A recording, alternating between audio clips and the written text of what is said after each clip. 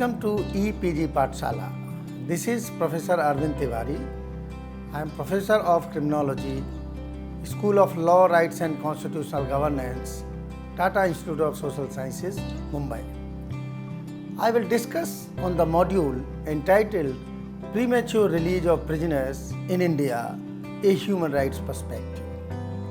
The structure of the module is like this. Introduction, the origin and normative framework of premature release, aims and objectives of premature release, its types, the guiding principles for premature release of prisoners, the present status, the recent developments, and problems in effective realization of premature release of prisoners, and the human rights perspective, and particularly the initiative taken by NHRC would also be discussed, and in the end the summary of the module.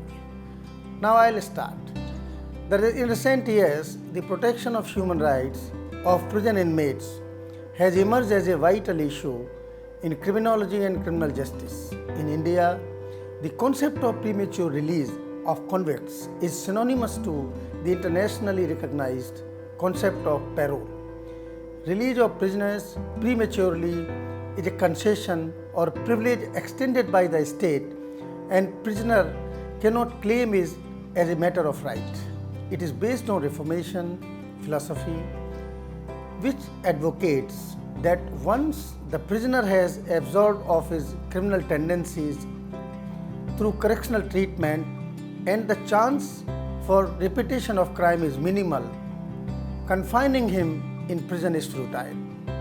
The objective of parole in India is realized through the review of sentences undertaken in accordance with the special enactments, rules or orders formulated by the state governments. Premature release or parole in 4 states, namely Haryana, Madhya Pradesh, Punjab and Uttar Pradesh, are known as prisoners released on probation.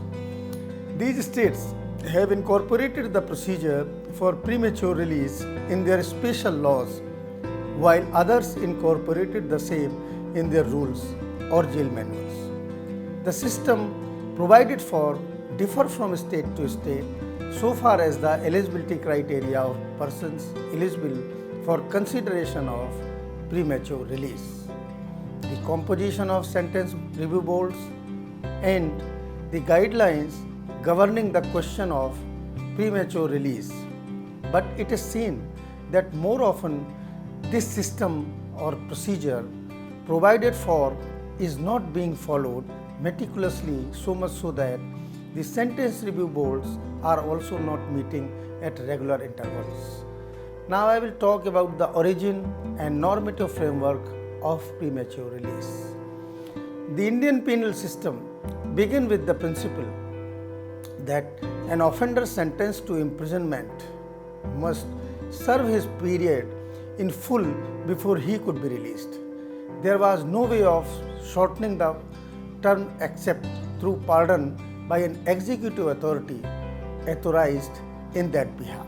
As modern principles of prison treatment begin to take shape in the early part of the 20th century, the necessity for legal devices to effect premature of certain prisoners about whom it could with some certainty be predicted that they had reached a stage at which they could be released with benefit to themselves and safety to the society was realized. It must be mentioned here at this time in the history of criminology that up to a point of time, correctional changes in an inmate became very effective, and after that period, holding them in the institution became counterproductive. In India, the ball was set rolling by the Indian Jail Committee 1919-20. The committee suggested that the sentence of every long-term prisoner would brought under revision as soon as he has served half of the period awarded by the court in the case of non-habitual convict and 2/3 of the period in the case of habitual convicts, provided in both cases that remission earned but not remission granted in celebration of public events should be included in calculating the period undergone, and provided also that no sentence should come up to the revision until a period of 2.5 years, including the remission has been served.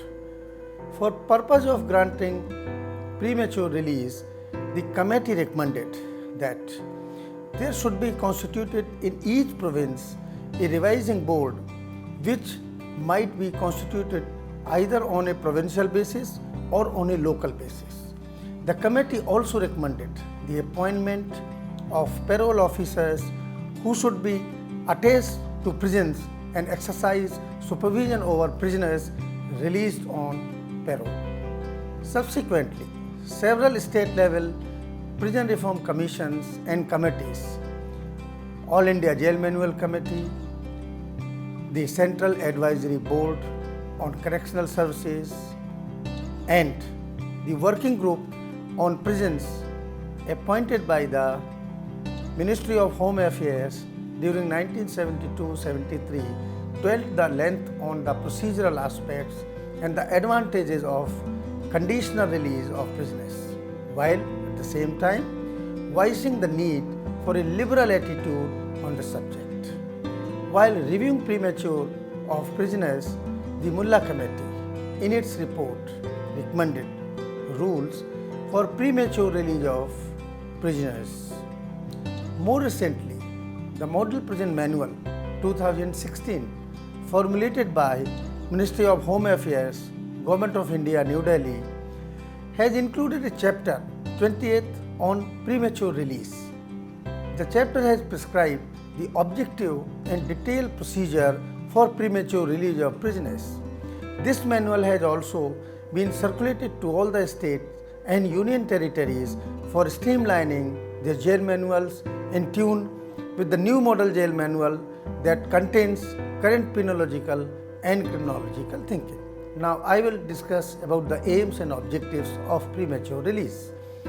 According to Model Prison Manual 2016, the main objectives of the premature release are: number 1, the confinement of the criminals beyond the time of their reformation is unjust and inhumane and counterproductive to corrections.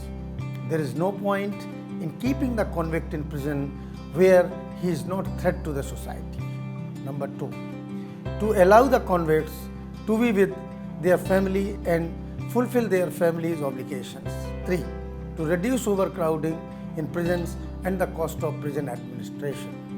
4, confining the prisoners who are also sick, infirm and incapable of committing any crime is a liability to the states. Now I will describe about the types of the premature release.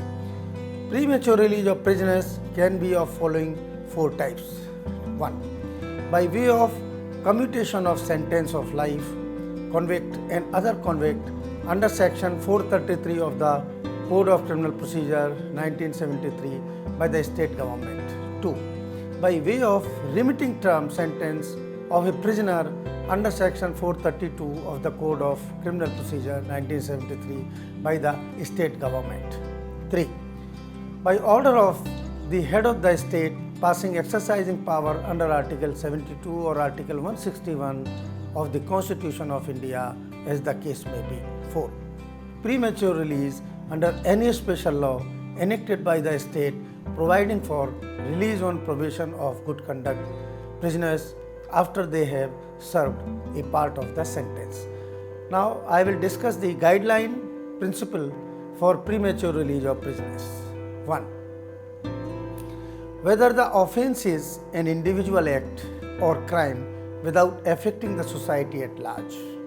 2, whether there is any chance of future recurrence of committing crime. 3, whether there is any fruitful purpose of confining of these convicts anymore.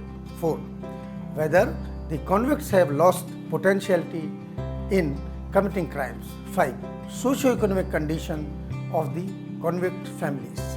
Now I will discuss about the present status.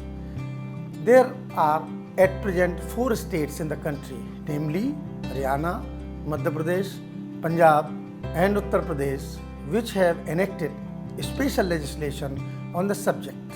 The legislations are titled as the Punjab and Haryana, the Good Conduct Prisoners Probation of Release Act 1926, the Madhya Pradesh Prisoners Release on Probation Act 1958, and the Uttar Pradesh Prisoners Release on Probation Act 1938. Premature release of prisoners in these states are effected in the case of those prisoners in whose case it appears to the state governments that the prisoners concerned are likely to abstain from crime and lead a peaceful life.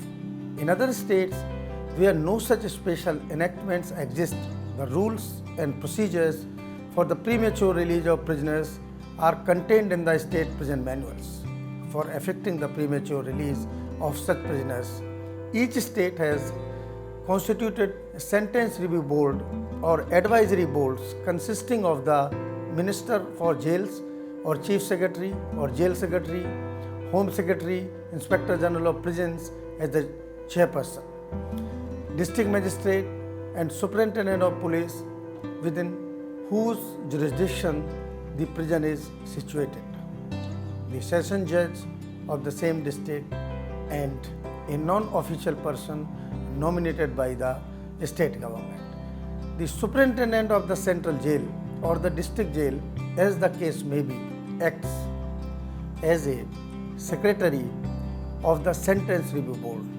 Thus, presently, there is no uniformity in composition of sentence review boards in the country. The Honorable Supreme Court, clearing a major misconception in a trend-setting judgment, has held that the law does not confer any right on a person serving a sentence for life imprisonment to be released from prison after 20 years of incarceration. It is noteworthy to mention that the Apex Court time and again interpreted that life term meant a sentence that stretched over the remaining period of the convict's life and not 14 or 20 years in jail. In a recent case, Mohammad Munna versus Union of India and others, with Karthik Vishwas versus State of West Bengal, the Supreme Court observed that there is no provision either in the Indian Penal Code or Criminal Procedure Code whereby life imprisonment can be treated as 14 years or 20 years without there being a formal revision by the government. Thus, it is clear that the appropriate government may revise the sentence through the procedure established by law. Until the revision of sentence is not done, the prisoner cannot claim his or her early release as a right. However, it is a human right issue that the case of eligible prisoners shall be placed on time before the Sentence Review Board with all relevant papers. Now I will discuss about the recent development on this issue. In recent years, some state governments such as Haryana, Jammu and Kashmir, Uttar Pradesh and Punjab etc. have granted clemency to several convicted prisoners indiscriminately. Such cases have happened and continue to take place in other states too, all guided by the same motives of politics or nepotism. In one of the cases in which Haryana State Governor granted pardon to prisoner convicted for life imprisonment, the Supreme Court quashed the governor's order and held that the constitutional power conferred on the governor was amendable to judicial review on certain limited grounds. The court further held that, bearing in mind the parameters of judicial review in relation to an order granting pardon by the governor, when we examine the case in hand, the conclusion is irresistible that the governor has not applies his mind to the material on record and has mechanically passed the order just to allow the prisoner to overcome the conviction and sentence passed by this court. The court further held in its May 1st, 2000 order that the entire file has been produced before us, and we note the uncanny haste with the file has been processed and the unusual haste and zeal shown by the authorities in matter of exercise of power of pardon. Now it is clear that there is no uniformity in rules regarding premature release of prisoners. The states are interpreting section 432, 433, 433A of Criminal Procedure Code and special legislations in their own ways.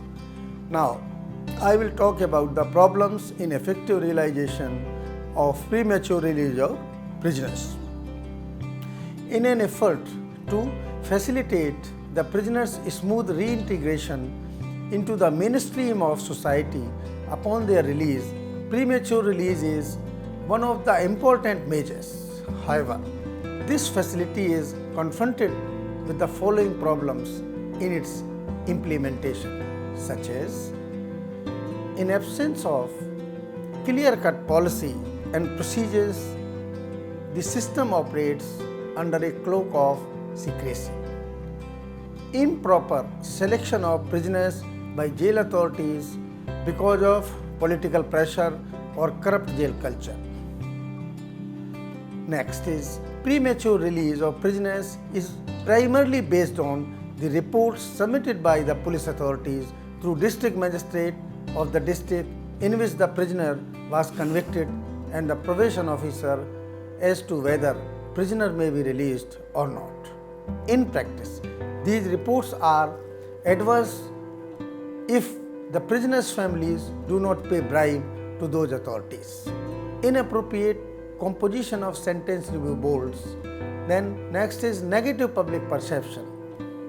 Next is lengthy procedure involved.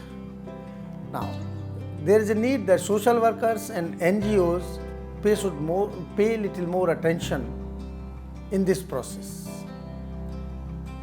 The staff should be adequately trained so that they can supervise the prisoners released under this scheme.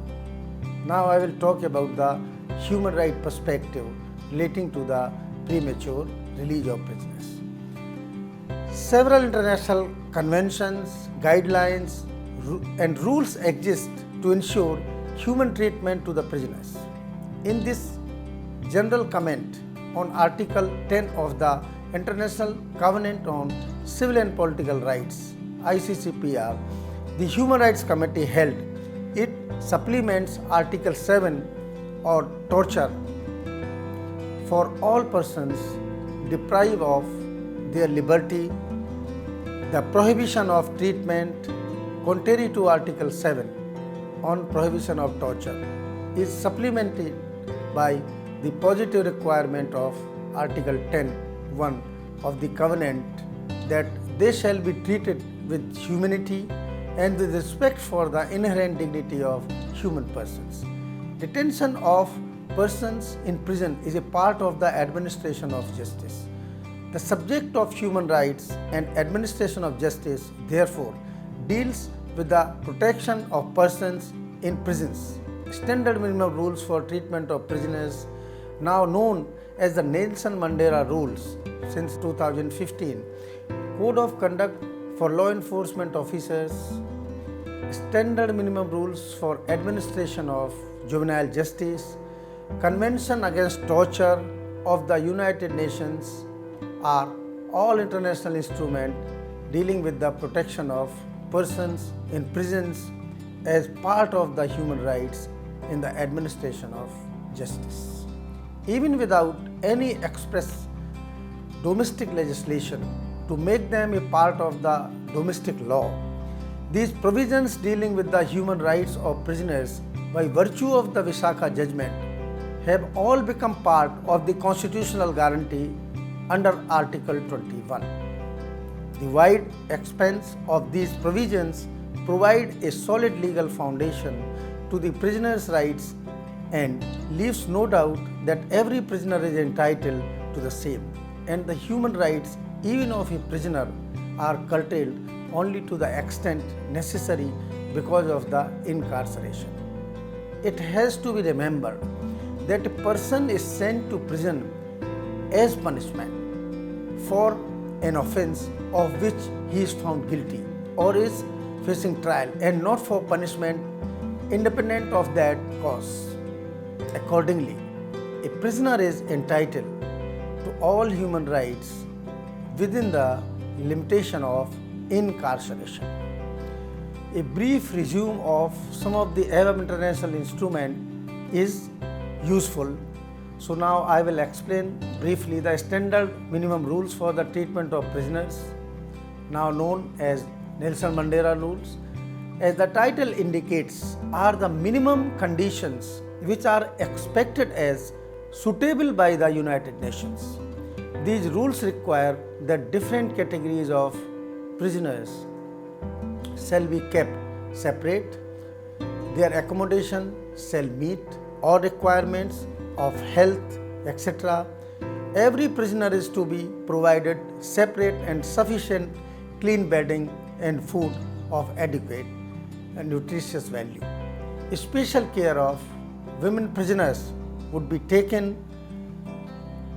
Prisoners shall be allowed to contact with the outside world, including premature release, and the prison administration would comprise of suitable professionals sensitive to the needs of the prisoners. These are the stated minimum conditions which must invariably be satisfied. The right of the prison inmates emanate from these duties of the detaining authority. The prison statistics and related researches in India and elsewhere indicate that if well prepared, convicted prisoners are diverted from custodial sentence to community-based correctional programs such as premature release and open prisons, etc. The prisons can be decongested, and human rights violation resulting from inadequate infrastructure such as accommodation, food, clean water, proper health care, etc. can also be prevented. Now briefly I will discuss about the initiatives taken by the National Human Rights Commission to streamline the system of premature release of prisoners. The NHRC has formulated the guidelines. The guidelines cover matters relating to the composition of the state sentence review board, the periodicity of its meetings, the eligibility, ineligibility criteria for considering premature release, procedure for processing the cases for consideration by the review board, and the procedure and guidelines for the review board. They circulated these guidelines to all the states and union territories for implementation. These guidelines shall be implemented by the states, and wherever the existing provision of the rules are inconsistent with any of the aforesaid guidelines, state government shall make appropriate modifications in the rules and implement the review board, being the welfare of the prisoners and the society at large. Now I would summarize this module. It has been recognized through research studies that prolonged imprisonment does not serve the purpose of reformation of prisoners. Rather, it has been observed that premature release of prisoners increases the chance of reformation and rehabilitation, and also the risk of their recidivism decreases. As such, the release of an inmate before an expiry of his or her sentence under supervision is seen as a logical step in the total correctional processes, designed particularly to assist the prisoner to become a productive, useful and law-abiding citizen. It will also avoid pains of imprisonment and human rights violations during incarceration. It is believed that the conditions imposed upon their release are close to those they will again experience as a free citizen after the expiration of their sentence. At the same time, for a prisoner, premature release is an opportunity to test his or her self-control and ability to adjust in the community. For society, it offers immediate protection through a degree of control over the prisoner's behavior and long-term protection through a reduced likelihood of recidivism. Offenders can best be helped to become law-abiding citizens in the community rather than in the prison. The most important aspect of premature release is its efficacy. When well administered, it assists the prisoners to successfully readjust into community living. The conduct of the prisoners while in jails is an important factor as to whether they have lost their potentiality in committing crime due to long period of detention. Thus, the prison and police officials in collaboration with NGOs and social workers could play a proactive role in effective realization of premature release of prisoners. In streamlining the system of premature release, it would be imperative to evaluate impact of the NHRC's guidelines on premature release of prisoners through empirical research studies. It is also a need to rethink the methods of reducing overcrowding in prisons, such as release of some well-prepared prisoners through premature release procedures.